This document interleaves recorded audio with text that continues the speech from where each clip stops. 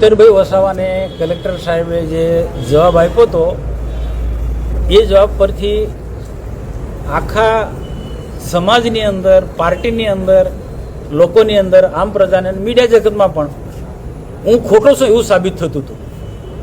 તો હું સાચો છું એ સાબિત કરવા માટે આ મેં સ્ટેન્ડ લીધું કે જો મારી સાથે ન્યાય નહીં થાય તો હું પાર્ટી છોડી દઈશ. એ વાત મેં બહુ સ્પષ્ટ, આજે પણ એ વાતને વળગી રહી. પણ આજે પાર્ટી મારી સાથે છે અને સરકાર પણ મારી સાથે છે અને સત્યની લડાઈ લડું છું.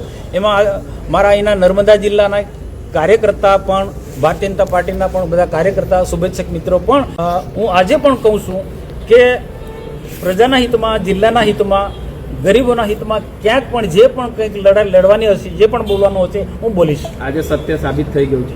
બિલકુલ. આજે કલેક્ટરે કીધું કે અહીંની વાતનું મેં ના પાડી છે. કેવડિયામાં તો વાત થઈ, હું તો ક્યાં ના પાડું છું. એમને આજે પણ કીધું કે કેવડિયા જે આપણી વાર્તાલાપ થઈ હતી કાર્યપાલક ઇજનેરની બીજા બધા સાથે, કે તમારી સાથે, જિલ્લા પ્રમુખ નીલભાઈ રાવ સાથે, એ એમને આજે પણ છે કે એ વાત આજે પણ હું કહું છું કે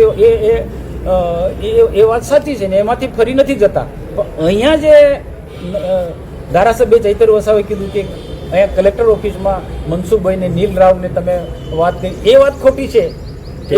પૈસા માંગ્યા છે એવું કલેક્ટરે સ્વીકાર્યું છે આપની સમક્ષ. હવે એ મુખ્ય કાર્યપાલક ઇજનેર આખી બધી માહિતી જાણે છે. જે પણ વાર્તાલાપ થયો હતો ચૈતરભાઈનો, એ કાર્યપાલક ઇજનેર સાથે વાર્તાલાપ થયો છે, એ આવનારો સમય બતાવશે. કાર્યપાલક ઇજનેર આજના દિવસથી કેમ રજા પર ઉતરી ગયા? 6 તારીખના રજા પરથી અત્યાર સુધી હાજર નથી થયા. કંઈક જો રંધાયું હશે ને? નહીં, એવું નહીં. આપણે જો અધિકારીને સપોર્ટ આપવો પડે.